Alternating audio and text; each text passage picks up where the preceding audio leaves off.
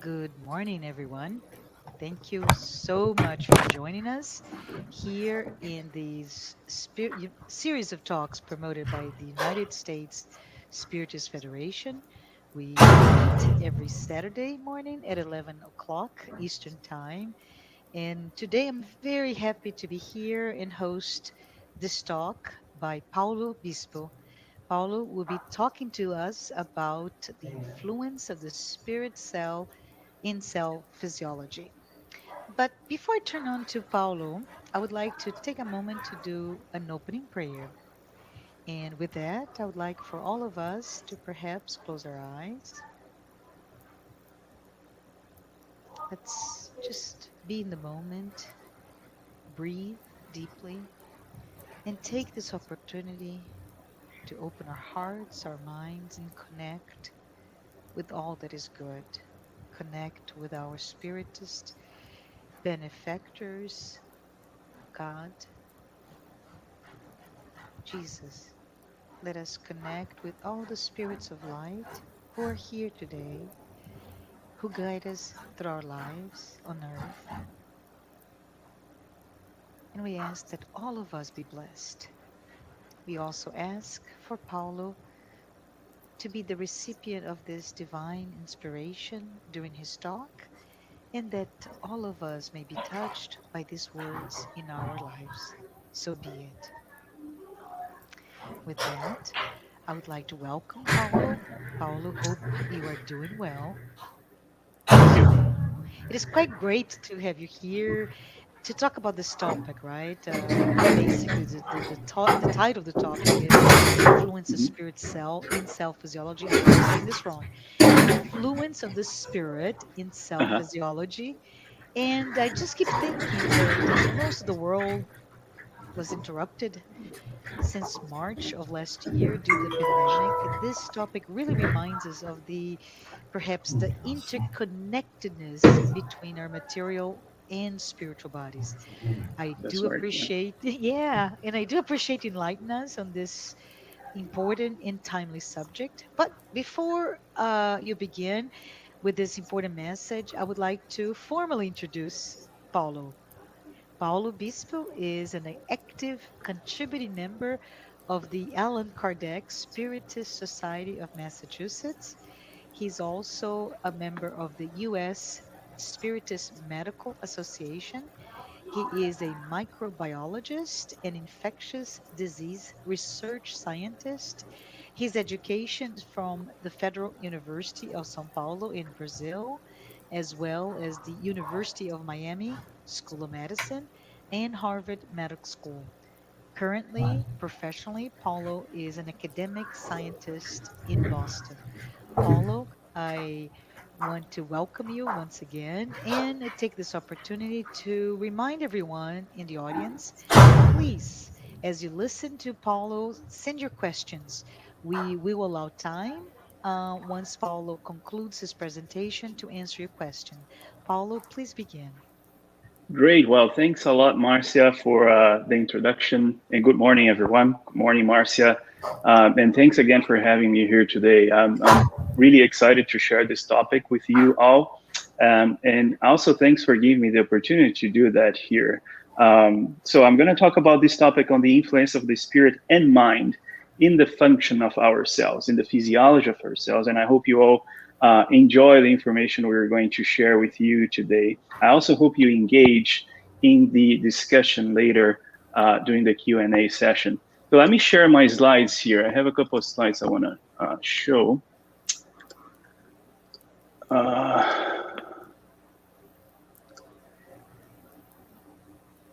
If I find it. So let's do that again. Let me try again.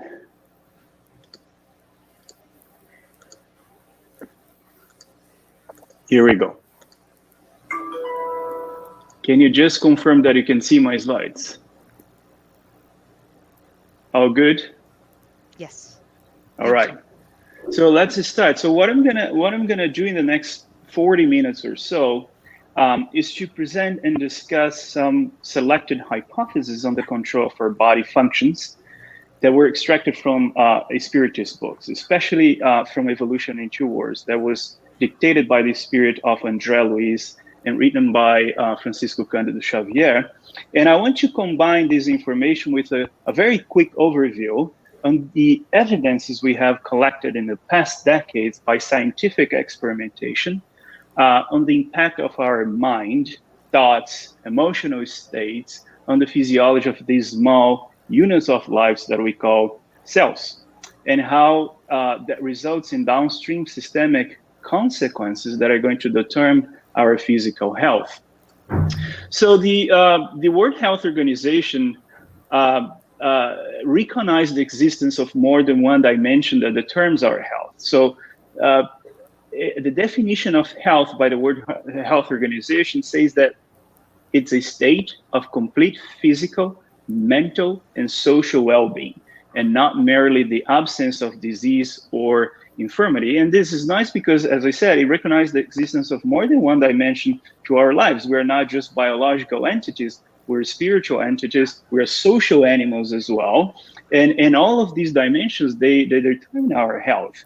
And to put this definition do not put an emphasis only on the biological dimension when it says not merely the absence of disease, or better, of a disease that can be easily detected by the diagnostic tools of modern medicine, but it stresses that we, as social and complex individuals, have to take care of all the important aspects of our existence to achieve health. And this is a model that integrates three different dimensions, as I mentioned: the biological dimension, the psychological or the mental, and also the social. And this is a model that is being explored in medicine for a couple of decades now in a field that we call psychosomatic medicine. So biomedical research in medicine in general, and researchers are exploring these impact of our social life, of our mental states in our health. And this, as I said, is called psychosomatic medicine, which integrates three different dimensions: the biological, the psychological, and the social dimensions of medicine, to create a more whole or complete understanding of the pathogenesis of many different diseases by trying to identify these biological intersection points where all these three dimensions converge to meet each other in the biological entity in our bodies. And so by doing so, it becomes very clear that there are three main biological intersection points where the psyche, where the social factors meet biology. And these include the brain, the endocrine system, and also the immune system. So this model that was created to study these interactions is then called the psychoneuroendocrino-immunology model. That's a very long word. We can just call that the PNEI. So the PNEI model studies, as I said, the mechanism by which the psyche, the mind, our thoughts, and the soma, or our body, our physical body, our biological body, are linked by understanding the interactions between the mind and the brain and the endocrine functions, and also the immunological responses that happen in the face of multiple psychosocial stresses that can break the balance between these interconnected systems. They're all interconnected. When one system is not working well, when there's a problem with one of them, the other one also feel those consequences, right? And when that happens, when we have a disbalance in one of those systems that are very interconnected, that leads to different disease. And that's interesting to find that this idea that the mind is directly linked to our bodies and can determine our health status, depending on the nature of the information we're feeding our brains. If the information is positive, the consequences are also positive. If the information is negative, the consequences are going to be negative as well. So that was also described many decades ago, even before we started to apply this PNEI model in biomedical research. And that was described actually by the spirit of André Luiz in the book Evolution in Two Words. So in one of the chapters of this book that was published for the first time in 1958, André Luiz talks about the evolution of our metabolism and body functions from a spiritual standpoint. And he says that laboring patiently for centuries to reach the primitive civilization of the Paleolithic era, the human mind almost fully controls the body. The human mind controls most of the functions of our body in which it expresses itself. So, and there are 2 points here that I think is interesting. The first thing that he says that the mind uses the body to express itself. Thus, it's not a secretion of the body, or more specifically, the secretion of the brain, as we sometimes understand in some fields of medicine and science, but it's the mind that controls almost all the functions of the body. So the mind is expressed through the brains. It's not a secretion of the brain. It uses the brain as a tool for its expression. And in fact, it uses the whole body, actually, as we're going to understand that later, to express all our different mental states.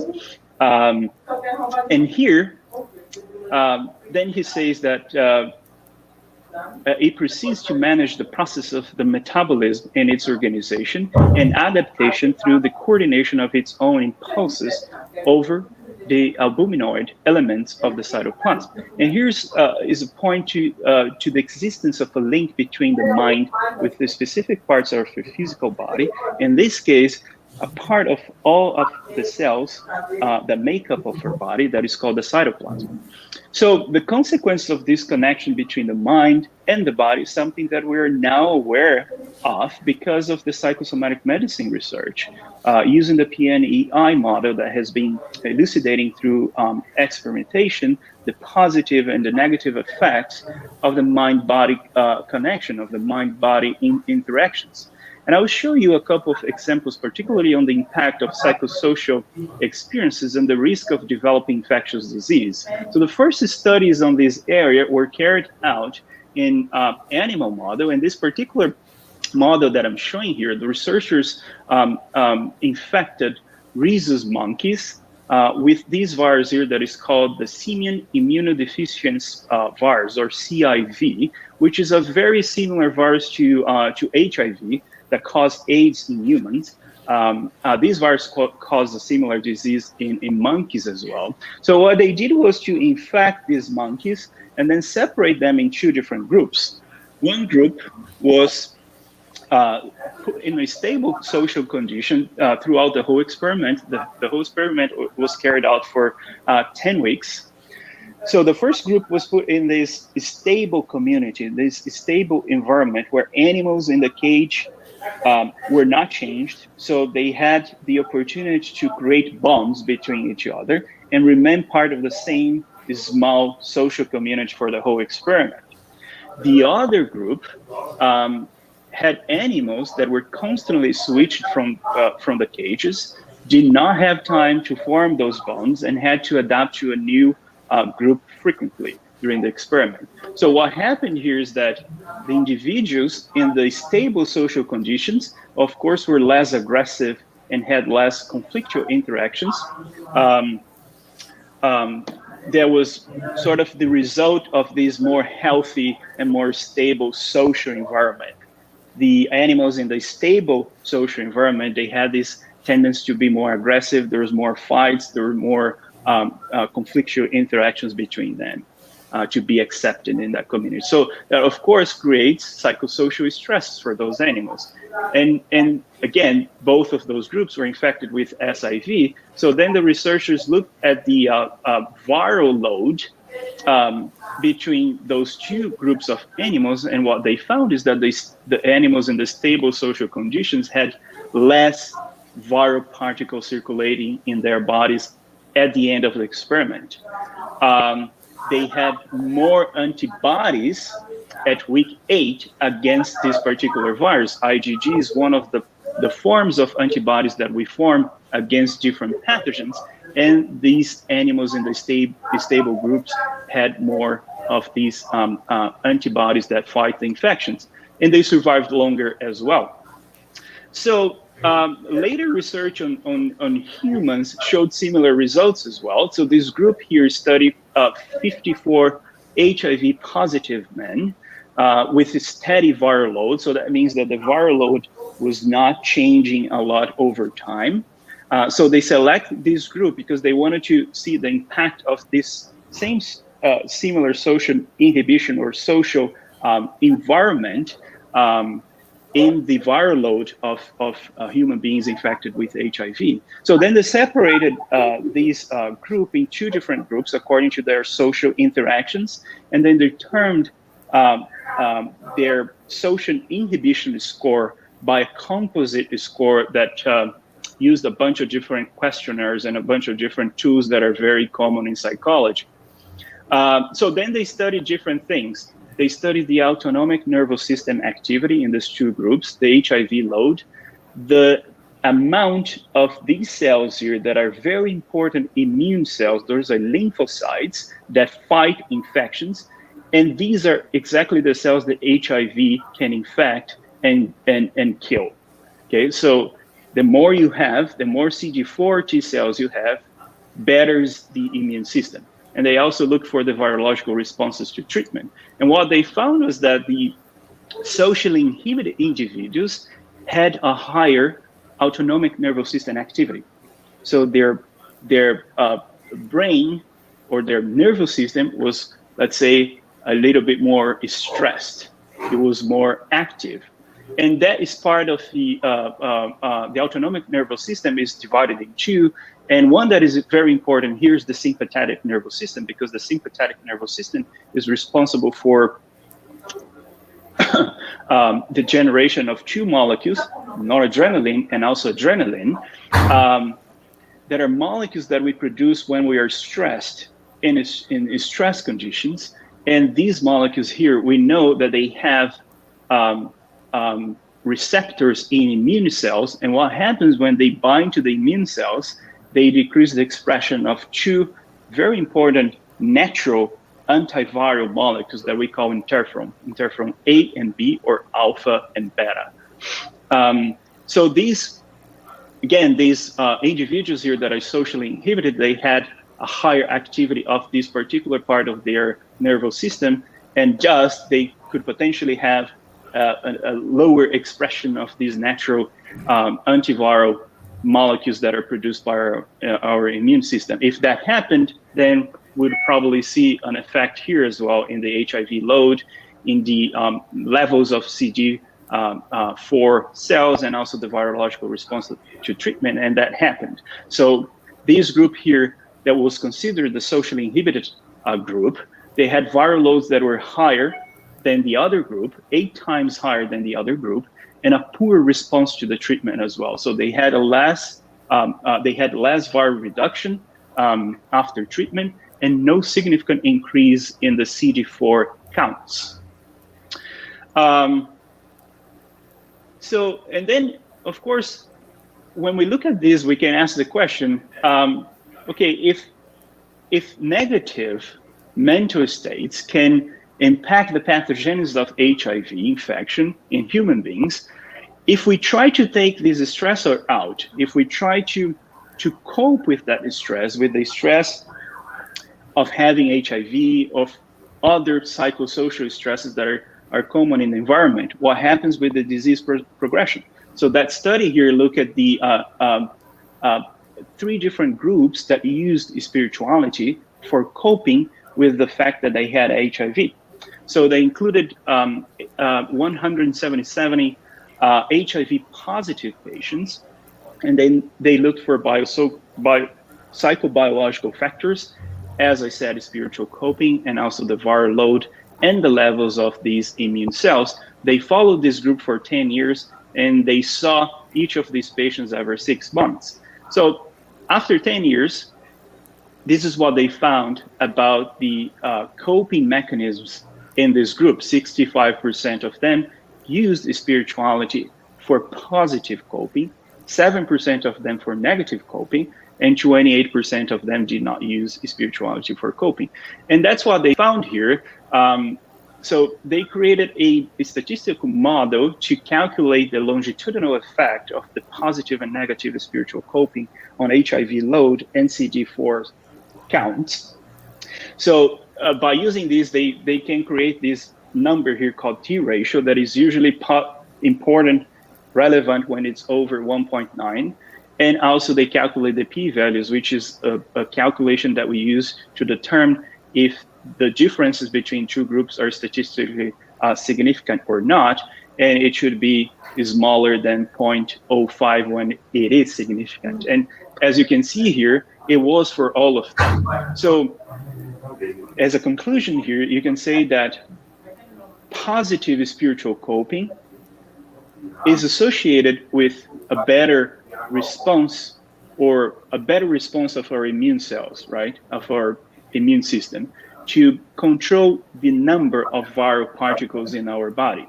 So patients here that use spirituality for positive coping had a lower amount of viral particles circulating in their bodies and a higher count of the immune cells that are important for the response to this infection. And this list goes on. So I just wanted to show a couple of examples on infectious disease, but we know that psychosocial stresses, they can influence our health and can impact the pathogens of many other diseases, including autoimmune disease, cancer, cardiovascular disease, metabolic syndrome, which is a collection of different metabolic dysfunctions that we have in our body, like hypertension, diabetes, high cholesterol, that could lead to cardiovascular disease. Mental illnesses as well, like depression, aging, and lifespan. Okay, so now we can, now that we determined that mental states can increase or decrease our risk to develop disease, we can ask the question, what are the targets of negative and positive mental states in our bodies? And these are, of course, the fundamental units of life we call cells. Our body is a collection of around 10 trillion cells. So there is a lot of these very small units of lives that make up our bodies, that together form the tissues, the organs, and the systems, and are, of course, the targets of positive and negative mental states that are going to create downstream systemic effects that can determine our health status, that can determine health or disease in specific tissues or organs. So if cells are the targets of our spiritual mental state, how are they connected to each other? How are the spirit and mind connect to the body and connect to the cell? So let's go back to Genesis, where Allan Kardec writes about the process of reincarnation and describes how the spirit connects to the body at the moment that the egg is fertilized. So here Allan Kardec says, the spirit, due to its spiritual sense, is an unlimited abstract being which can have no direct action upon matter. An intermediary is necessary to it. This envelope, designated perispirit, from an abstract being, makes of the spirit a concrete, defined being, seized by the thought.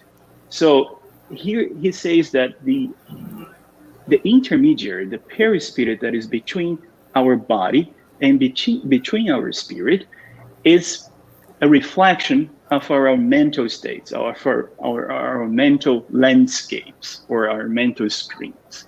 So the perispiritual fluid is then the bond between the spirit and matter under the influence of the vital material principle of the germ or the egg. The perispirit, which possesses certain properties of matter, is united molecule by molecule with the forming body. Hence, one can say that the spirit, through the perispirit, takes root in the germ like a plant in the earth. So the perispirit, or the spiritual body, André Luiz called the perispirit the spiritual body, it's the same thing, is that force that connects the spirit to ourselves and to our bodies, and serves as a mode to organize our biology, to organize our physical bodies. So André Luiz, in Evolution in Two Words, says that from unicellular organisms to complex organisms, the mind presides over the cells. It uses the threads of experience to weave the tunic of its own exteriorization in accordance with the mental mode it brings with itself. I think that's so beautiful because it reminds us that the spiritual body, as a fluidic entity, can change over time according to our spiritual progress and our mental mode, our mental states. Then the information that is going to be feeding ourselves is the result of the choices we made in the past that we carry in our perispirit, in our spiritual body, that makes us more or less evolved, and that is reflected in the spiritual body. And the choices we make daily as well, by selecting different narratives, right, that could be either positive or negative in our mental landscapes. So our choices, either the present choices or the past choices, are going to shape the structure of this spiritual body. And this spiritual body, of course, is going to, everything that we carry there, all the information is going to impact ourselves and our bodies. Okay, so now that we have established that our spirit and mind are connected to ourselves through the spiritual body, this intermediate entity that connects the spirit and body and cells, we can start to go a little bit further and understand this connection deeper, and ask the question where exactly in the cell the spirit is anchored, right? Where the spirit and cells unite. Is that in the nucleus of the cell, where the DNA is located? Is it located in other parts of the cell? So here, André Luiz, also in Evolution in Two Words, says that the intelligence influencing the cytoplasm, which ultimately in the interstitial element of connection for the physio-psychosomatic forces. So here he combines the soma, the psyche, with the function of our cells, and call that one unit of force, right? So the connection between all these three units of forces happen in the cytoplasm. So let's go back here. The interstitial element of connection for the physio-psychosomatic forces obliges the cells to do the work they need to express themselves. And then he says in another part of the same chapter, they, incarnated spirits, can, by their own right or wrong behavior, increase or diminish the hues of the plants that indicate their path through the units of psychosomatic forces that act within the cytoplasm, projecting on the cells and consequently on the body the mental states that will better or worsen their situation according to their choices. So it reinforces again that what happens in our cells functionally in the cytoplasm, that is sort of the stage, right, where all the cell metabolism and functions happen, is pretty much a consequence of our thoughts. So the spirit or the mind, the intelligence is connected directly to our cells through the cytoplasm. And for me, this is really interesting to think about the idea that what happens inside of our cells is determined by the environment surrounding them, by external forces that converge in the cytoplasm. So the flux of information that controls the cells is from outside to inside and not from inside to outside, like we taught for a long time in science. So for a long time, especially after the discovery of the DNA structure by Francis Crick and James Watson, and the publication of the Central Dogma of Biology, which focused on the nucleus of the cell, specifically in the DNA and genes as entities that control life because they make all the proteins that are part of our cells and our bodies, right? So somehow those genes determine the character of our lives. So we created this belief that genes control life. This created, of course, some sort of a gene mania in science. That a lot of my colleagues working on cell biology and molecular biology as well were highly interested in understanding everything that happens in our body, diseases, our behaviors, talents, intelligence, by studying only the genes. Like that all the information to make life and all the control of life was dictated by these small DNA entities that we call genes. So that motivated us to start the Human Genome Project with the goal of mapping all the genes of human genome from both a physical, that means the location of the genes and the chromosome, and also a functional standpoint. And we wanted to understand what genes X, Y, Z are responsible for. What are the diseases that are responsible for, or the characters, or specific features of each individual, right? So before starting that project, we estimated that we had more than 100,000 genes, right? So that was the estimated number of genes that could explain the complexity of the human beings, of our species. But as we actually started to generate data, we found that the actual number was actually a bit over 20,000 genes. That's not much more than the number of genes that we can find in a Drosophila, which is also called the fruit fly, right? Those that grow in our bananas sometimes in our home. So we don't have much more genes than those fruit flies. And we have less genes than a corn. Almost 12,000 genes less than a corn cob. And if we look at the collection of genes that are present in our body, but not in our cells, in a collection of cells that we call the human microbiome, which is the collection of all the bacteria, all the viruses, all the good microbes that live in and on us, the number of genes that we have in our cells is less than 1/10 of the number of the whole collection of genes from microbes that are living in our bodies. So it became very clear that the complexity of our species and our bodies is not dictated by our genes only. The genes are just a blueprint, or let's say a recipe to make the proteins we need. Of course, those proteins are important. Of course, those proteins make life, right? Because those are structured proteins that make our cells, or functional proteins like enzymes that are important for the metabolism, or proteins that make hormones, for example, that are also important for the metabolism, for the control of our whole body, But the genes or the DNA is just a recipe to make those proteins. What you're going to turn on and off comes from the environment. And according to the information that is being fed from that environment, if the information is positive or negative, we're going to have different consequences, right? So that became very clear, that the environment is important to control which genes are going to be on and off when we started to work with stem cells.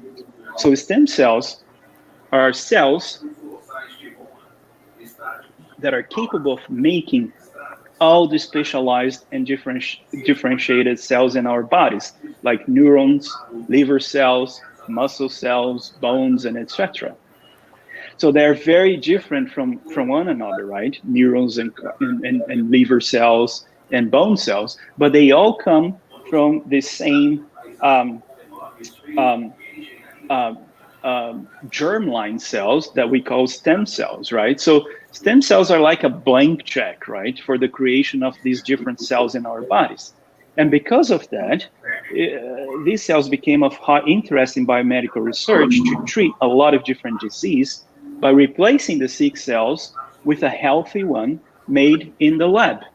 So we can do that in the lab by extracting stem cells from embryos, for example, and we can expand those embryonic cells coming from just one embryo, so they're genetically identical, right? We can expand them and grow them in the lab.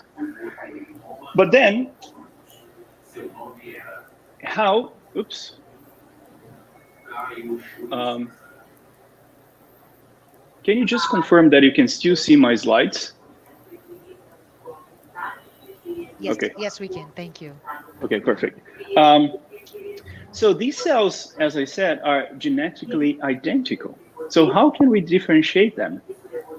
So the genes cannot do that by themselves. They cannot just determine from inside out what's going to happen with the fate of those cells, if they're going to become a muscle cell or a liver cell. What changes here is the environment. So if you want to take a stem cell and create neurons from that, you need to know what is the information that they need to turn genes on and off to create a neuron. And that is dictated by the environment and not by the genes. Again, the genes are just blueprints. So if we can turn genes on and off during stem cell differentiation to result in an array of distinct and specialized cell populations, that happens through something that we now call epigenetics. So epigenetics is everything that is, let's say, above genetics, is the study of how your behaviors and the environment can cause changes that affect the way your genes work. So unlike genetic changes, epigenetic changes are reversible.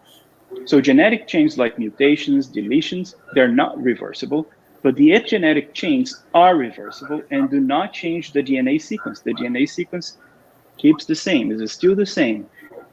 What changes is the environment in the cell. What changes the cytoplasm and how the proteins are working in the cytoplasm and affecting our DNA and controlling the expression of genes in our DNA. So they can change how your body reads the DNA sequence, but it does not change the sequence itself. So by turning genes on and off, we can, for example, with stem cells, make in the laboratory, we can make liver cells if you know the switches, right? If you know which switch you have to turn on, which one has to be off, you can differentiate those cells and make specialized cells in the lab. Okay, so that's interesting because it shows a very important control of the environment in our gene expression and also in the differentiation of cells. So if we can turn those genes on and off during stem cell differentiation to result in different cell populations, how about turning genes on and off that are associated with specific behaviors or with specific disease, for example? We can also do that through epigenetics. And here is an example that I want to show you in this research here. They selected monozygotic twins. So those are twins that came from the same egg, right? So they have exactly the same genetic content, the same genes, right? But in this case, one of the twins developed a congenital heart disease and the other one had a completely healthy heart. So how can you explain that?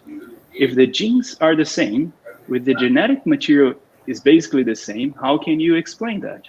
So they try to understand that by sequencing the genomes of these two individuals to look for specific mutations that could have happened after they were born, deletions in genes or sequences of genes, insertions and things like that, rearrangements that happen during cell replication. So they sequenced those genomes and they found that there is a variation, especially of small mutations that we call SNPs or single mutations, single point mutations. But none of them, first, a very small number, 0.46% of difference between those two individuals. And none of them were related to heart disease, or none of those mutations were in genes that are associated with heart development as well.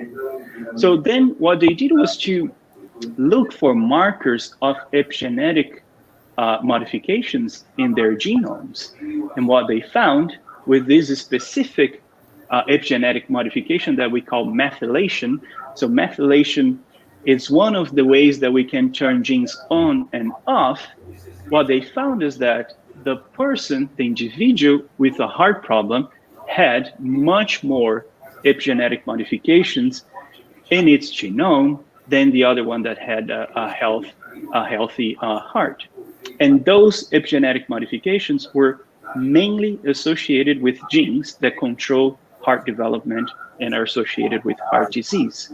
So these individuals are basically the same in terms of their genetic content, right? There's no great amount of variation in their genomes. They came from the same fertilized egg.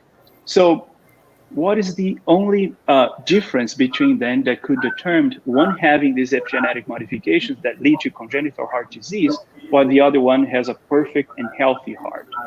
So this is the only difference, right?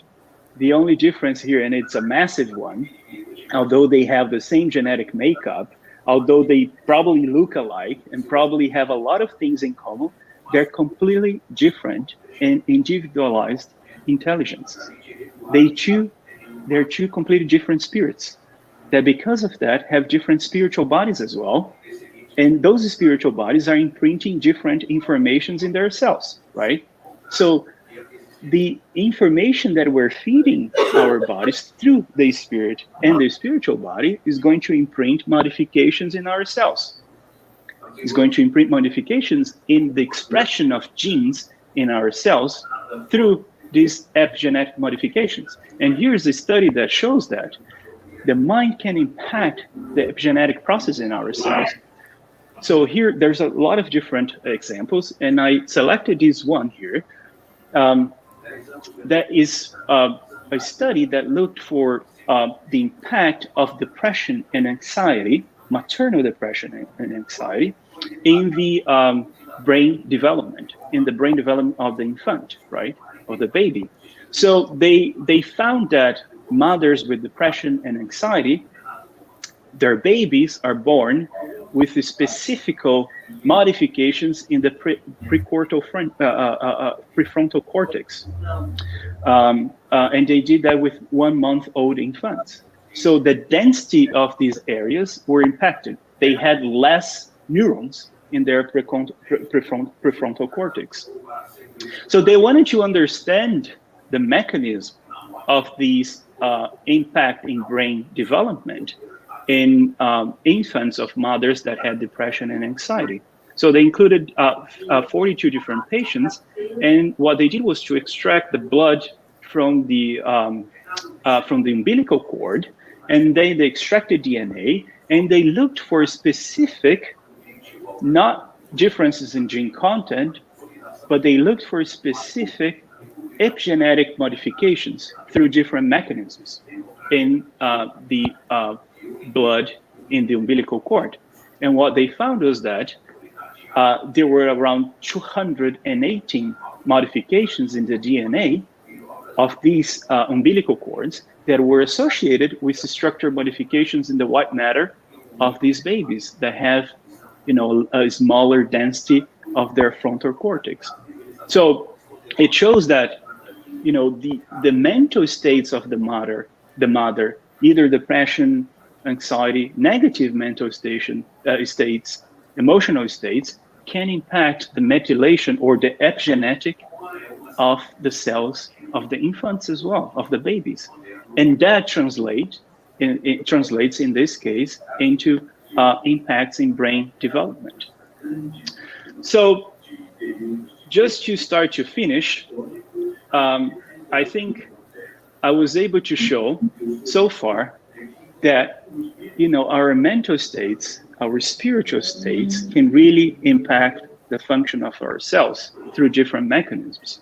And I want to finish by talking about something that for me is really interesting in the book Evolution in Two Words, which is a definition of cells. So André Luiz says that cells are infinitesimal animalculus domesticated and organized in the organic hive, take on different forms according to the situation of the individual and the nature of the tissues in which they're grouped. So domesticated and organized, for me that is really interesting, because first, when you look at the organization, like in an organic hive, it really happens. So this is a picture of a human cornea. This is a diagram, a representation of the human cornea, and this is a true histology section of the human cornea. And look at the organization of those cells, right? So there are different cells, all that came from stem cells, right? That differentiated to become specialized cells and become very, very, very organized. How they know how to do that? How they can become so organized and so specialized and know what they have or not to do? So André Luiz says that there is a master, right? Domesticating those cells, domesticating the function of those cells, domesticating the structure of those cells as well, and organizing them into tissues, organs, and systems. And all of these cells are obeying the simple or complex thought that controls their existence. So we are domesticating ourselves with our minds, with our spirits. In another part of this book, he says, they appear in multiple forms, adapting to their particular functions in the vehicle of manifestation of the creature that temporarily harbors them, much like intelligent electromagnetic parts in a super-intelligent electromagnetic machine, attending to the commands of the mind with mathematical precision. In the organism, this is somewhat similar to the millions of atoms that harmoniously comprise piano strings. I like that example that he used. And then he says that in that they're made to vibrate by the microscopic hammers of the nerves when struck by the keys, that may be symbolized as the energetic fulcrums of the encephalic cortex, moved and controlled by the spirit by the means of the crown center, which sustain the conjunction of the mental life with the physical body in which it expresses itself. So it's like every time that we are creating thoughts, all the mental processes, it's like we're creating harmony or not, right? The melodies that our cells, that our bodies are going to hear from our thoughts really depends on the keys that we're pressing all the time. If we're pressing the right keys, if we know what you're doing in the keys, right, we can create nice melodies, and the cells are going to understand that. If we don't know, if we don't create a good harmony, a good melody, well, the cells are going to be impacted by that as well. And I want to finish by just summarizing this talk with an extraction, or a couple of extractions, from a book that was published by Divaldo Franco, and that was dictated by the spirit Joana de Angelis. I'm not really sure if this book is translated into English. The name is The Love as Dissolution. I was not able to find an English version, but I did a free translation of some extractions that I think summarize very well what we just discussed. So Joana de Angelis says, the cause of every serious disorder and dysfunction that takes place in the cellular organization of the human being or in the delicate tissues of his psyche is fixed in the spirit. Illness, therefore, is the result of the inharmony of vibrations emitted by the thinking being.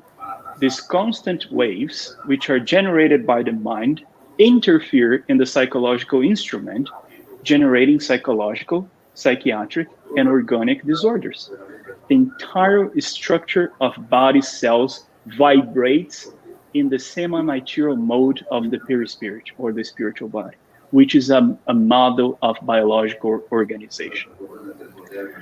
In addition to medical treatments, every patient needs spiritual stimuli in order to wake up from the lethargy he allows himself, having to modify the mental landscapes, adding edifying thoughts, interest in self-knowledge in order to neutralize the successive waves of pessimism and revolt.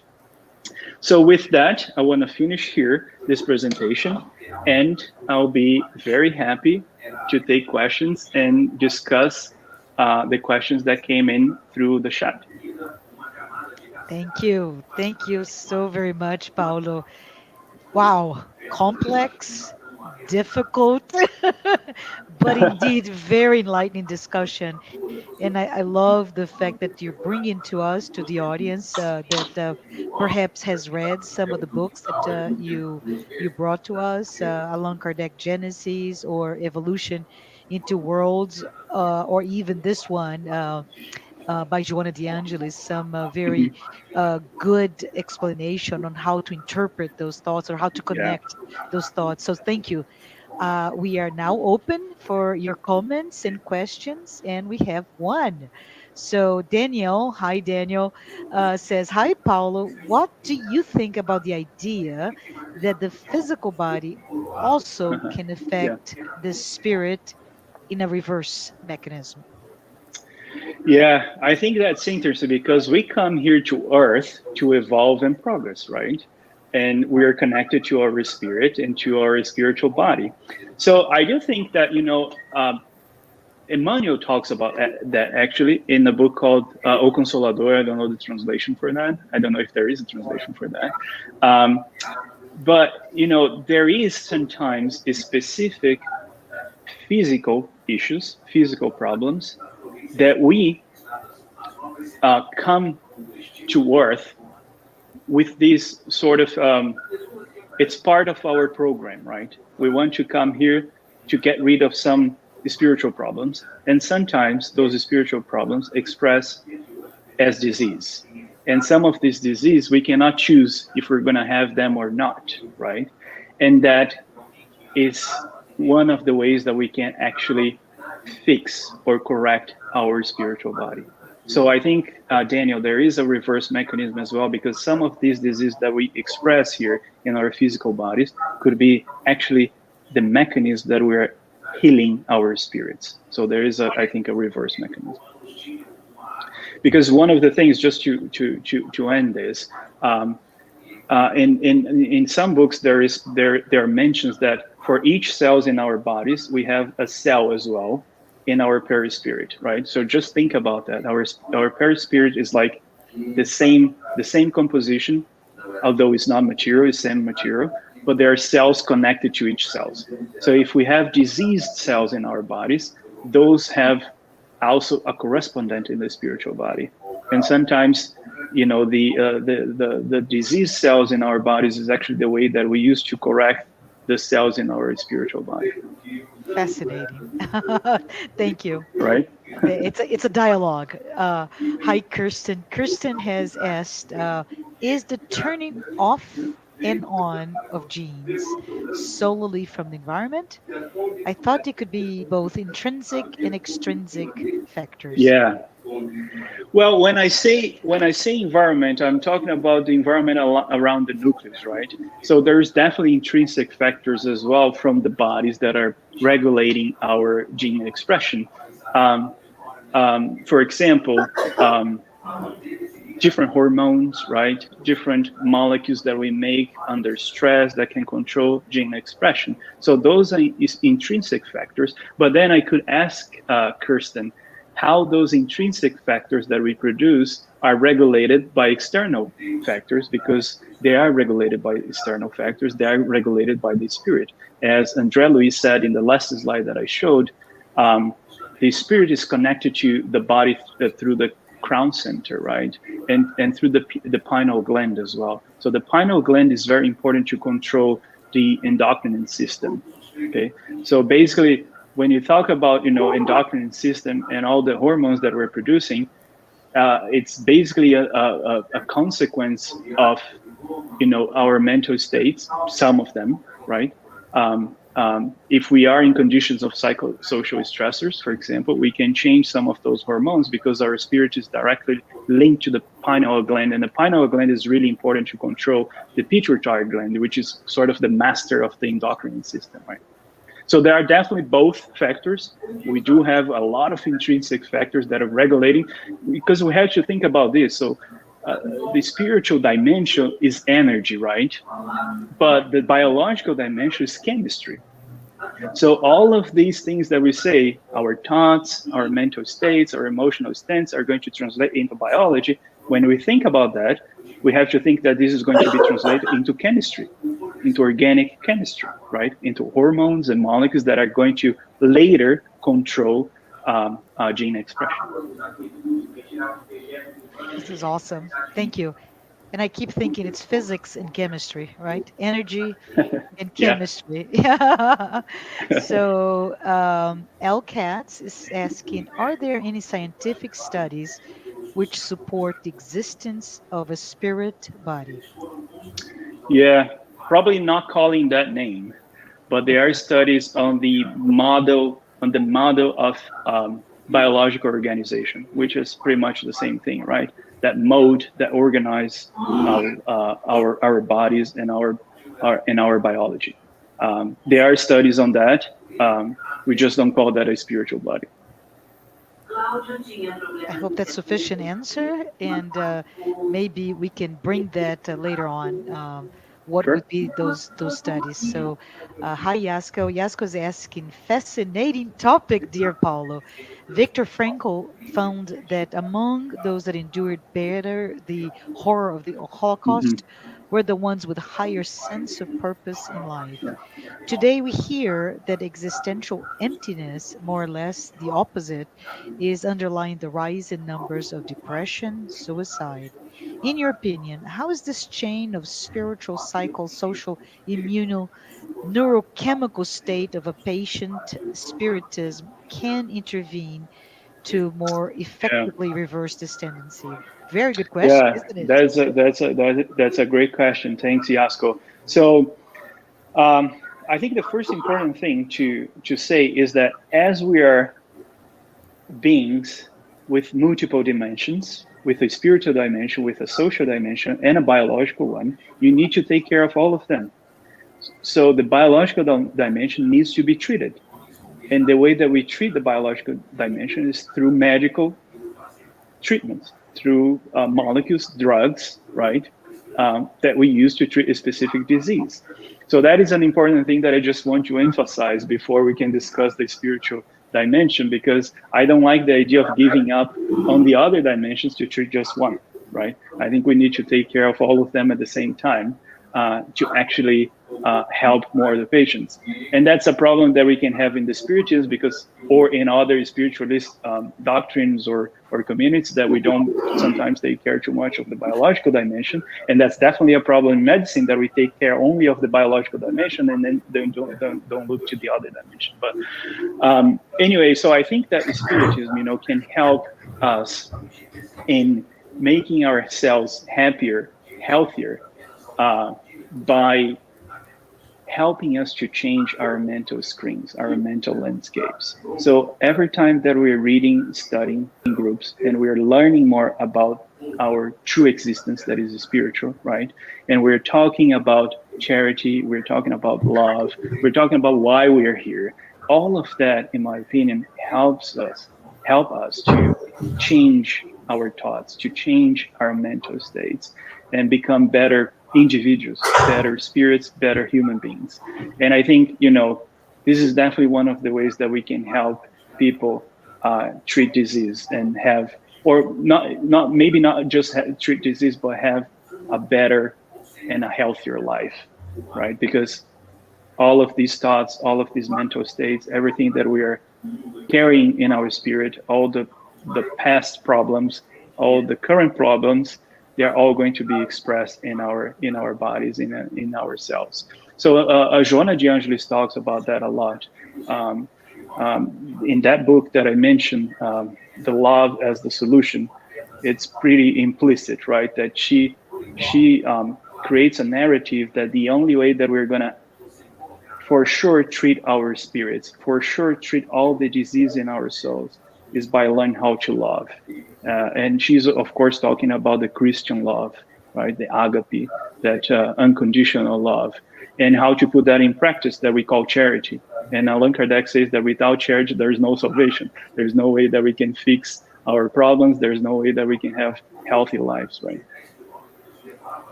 Absolutely. Thank you. Thank you for the explanation. And Louise, thank you, Louise, asking us, is there scientific research on how the mental state influences cell metabolism, whether it is through chemical messengers or electromagnetic action? Yeah, there is. There is a lot of research on psychosomatic medicine. As I showed that model that we call the psychoneuroendocrino immunology model, it works with all these different systems and tries to understand the impact on cell physiology and cell metabolism. Yeah, there is a lot of research on that. Thank you. Thank you for explaining that. Tiago is saying, great presentation. What I got from it is that the spirit rules and does so through the cytoplasm, which is actually more important than DNA. Is this right, Paulo? Yeah, yeah. So again, the DNA is just a blueprint, right? Hmm. We had that tendency to think that DNA is controlling our lives, but the information is actually coming from external factors. It's not coming from inside of ourselves. And since the spirit is actually controlling that, as we saw in the evolution in two words. The spirit is controlling the function of our cells, the metabolism of our cells, and is directly connected to the cytoplasm, Tiago. So that's how the spirit is anchored. Now, we can of course think about, dig a little bit deeper, dissect a little bit more, and think about where exactly in the cytoplasm, because in the cytoplasm we have a lot of organelles embedded there. We have the nucleus, we have organelles, we have a lot of proteins, we have cytoskeleton, microtubules and things like that. So we can think, well, where exactly the mind, the thoughts, the mental states, and the spirit is actually connecting through the cytoplasm. That is something that, there's a bunch of different hypotheses. Some scientists actually that work with science and spirituality, healthy spirituality, they raise the hypothesis that is through the microtubules and the cytoskeleton.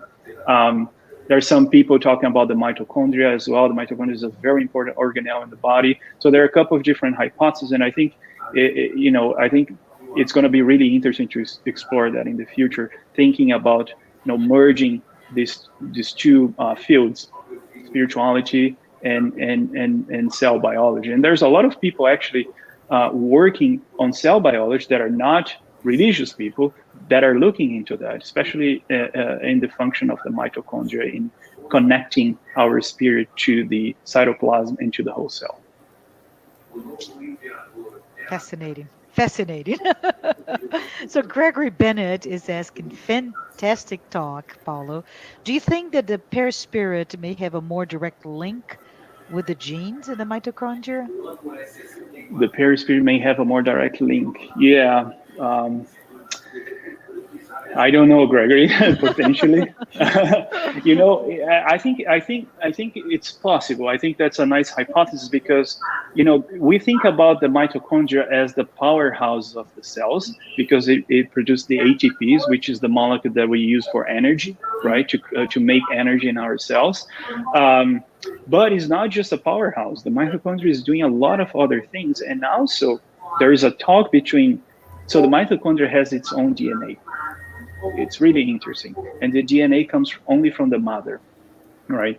And that's probably because of the evolution process and how the mitochondria were created during the evolution process. The mitochondria is actually a reminiscent gram-negative bacteria that live in the oceans and that found another cell larger than it. It was engulfed by that cell, and that's how eukaryotic cells were created. So the mitochondria is actually a very, very old bacteria that has its own DNA. And so that DNA, it's very short, it's very small in length, but it controls a bunch of functions of the mitochondria, but it also controls some of those proteins, controls some of the genes that are in the nucleus actually. And there are other molecules as well that are generated through the mitochondria because of the respiration, right? The respiration creates a lot of oxidative elements, right? And those elements that we call ROS, reactive oxygen elements, they are part of the oxidative stress mechanism in our bodies, and they control gene expression as well. And all of that happens in the mitochondria. So there's probably a link between mitochondria gene expression and the perispirit. More to come on that. Maybe a second Yeah, talk just on or a mitochondria. book. Thank you. Louise is asking again. Hi, Louise. You have mentioned, and I concur, that the perispirit has a cell to cell mapping between perispirit and the physical body. What about the brain? Is there the same one to one mapping of cells? So I understand here that when you ask about the brain, if there is like a neural system in the perispirit as well. That's how I'm understanding that. And I think from all that I read from André Louise, Allan Kardec as well, is that we have, you know, cells in the perispirit for each unique cells in our bodies. So Allan Kardec says that the perispirit is connected to our bodies molecule by molecule, not cell by cell. It goes further right into the cell and says that it's connected molecule by molecule. So I think there's probably a correspondence in brain cells in the perispirit as well. Good point. Thanks. And Yasko's asking, Paulo, you've been active in the medical field. How far is the mainstream medicine in US considering the spiritual factor in the treatment of their patients? Very far, Yasko, but I think we're making progress. Slow progress. That's how we progress, right? It's usually slow. but there's a lot of good things happening. I think. So the hospital where it works, it's actually a group of different hospitals. We have general hospitals and also specialized hospital. One is a psychiatric hospital, and it's so nice to see that now they have a particular group there working on spirituality and psychological health. So they're not forcing the patients to include the treatment of the spiritual dimension, which I think is great because not all patients are going to like it or they need it, right? So it's there.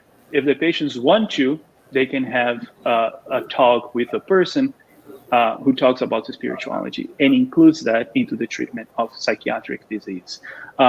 In the general hospital where I work, we also have a very nice institute there for mind-body connection. There's a lot of psychiatrists there and other physicians that are creating a bunch of different programs that are additional to the mainstream medical treatment. So if the patients want to have that, they can also have access to that. So I think we're, making progress, but it's definitely not mainstream yet. Can see that. Yeah, thank you. Paulo, this is from the Spiritist Federation.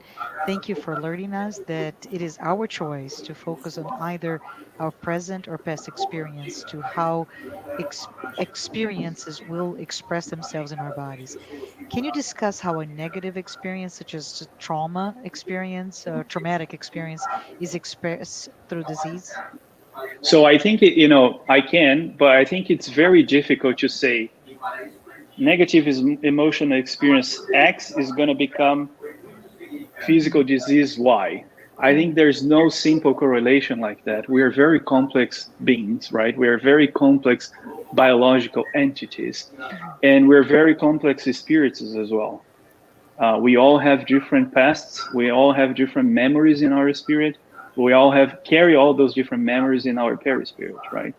So what happens with emotional negative emotional experience is going to depend on the spiritual propensities to develop disease. Let me try to explain this. So André Luiz, also in Evolution in Two Words, it's the last or the one of the last chapters. He talks about areas in our spiritual body that he calls um, areas of areas that predispose disease, right? So those areas that predispose disease, we carry in our spiritual body, and we of course don't know that. And this is the result of all the experiences that we had in the past, plus the current experiences, right? So all the negative emotional states are going to find those areas that predispose disease and are going to interact with that in different ways, and that's going to result in different physical disease. And I think it's going to be different for different people. So when I talk about the epigenetic modifications, for example, that happen in negative mental states, not all the mothers have that sort of epigenetic modification in the DNA that is going to be translated into problems in brain development. So some do not go to the brain, some maybe could go to another organ, right? And it really depends on how which sort of areas of predispositions we have in our spiritual body. Yeah. Thank you. Thank you for explaining that. Let's see if we have, I believe this is our last question due to time, but Okay. question is from the United States Spiritist Federation side. As we evolve morally and intellectually and the perispirit becomes more ethereal, what can we expect will happen to the physical body? I think the physical body is going to be more and more refined as we progress, and it's not just not a thought that has no um, um, rationale behind. So just think about the bodies when we were primitive beings, when we're primitive spirits as well. Our bodies here on Earth were completely different from the bodies that we have right now. They're much more rough, right? So as we progress morally and intellectually, our physical body is going to become more refined as well. And we're not going to have a lot of the needs that we have right now. Um, Andre Luis talks about that also in Evolution in Two Words, how the the centers, the centers of energy change as we progress spiritually and morally, intellectually and morally. And he says that at some point, some of those centers they become so thin, so weak that we don't need that anymore. And he talks about specifically about the um, um, two centers, one that is related to digestion and the stomach, and the other one with sexuality. That, as we progress morally, intellectually, these two centers are going to become weaker and weaker, and in the future we might not need that. So yesterday, just by coincidence, I was reading a book by Chico Xavier that I just forgot the name now, but Humberto de Campos describes his experience of going to Mars, to look at the population that live in Mars, right?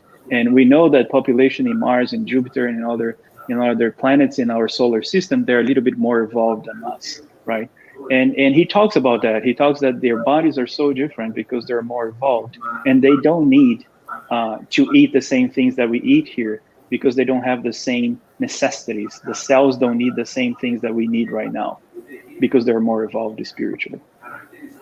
That's great. Well, I think we have perhaps reached the end of our talk today, and I just want to say thank you. Thank you. And there are several uh, thanks from the audience. So Luis says, Paulo, again, congratulations on an excellent lecture. We're My grateful for pleasure. you. Yeah. And for sharing your profound knowledge. Thank you. Thank you, Luis, for sharing that.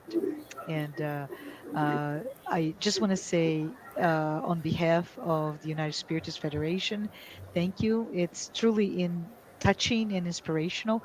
It makes us really want to study and read again, Mhm. right? Thank you, I'm glad everyone. to hear that. Thank you. Thanks, everyone who watched this live talk.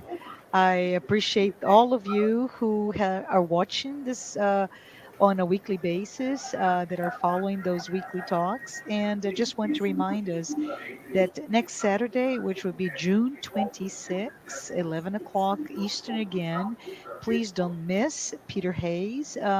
Peter will be talking about action and reaction, a topic that is based on the book by the same spiritual author that of the one that you're talking about here today with Evolution in Two Worlds. Andre Luis has written that book, Action and Reaction, and Peter Hayes will be talking about it. But Paulo, as we come to this moment at the end of our lecture, and I'm sorry that we have to stop now, but I want to ask you to please say a prayer for us before we go. Sure. Thank you so much. So let's all close our eyes, connect our minds, our thoughts, raise them, elevate them to the spiritual world, and thank our mentors, our personal mentors, the mentors of all that work that we're trying to do here in the United States through the US Federation, through the US Spiritist Medical Association, to bring a little bit of the spiritual word, the spiritual teachings to more people here on earth. It's with the heart full of gratitude that I came here today, that I met here with you today, and that's how I want to finish as well. I want to thank all of our mentors. I want to thank everyone who participated, who discussed, and I hope you all have a blessed weekend. So be it. So be it. Thank you. Bye.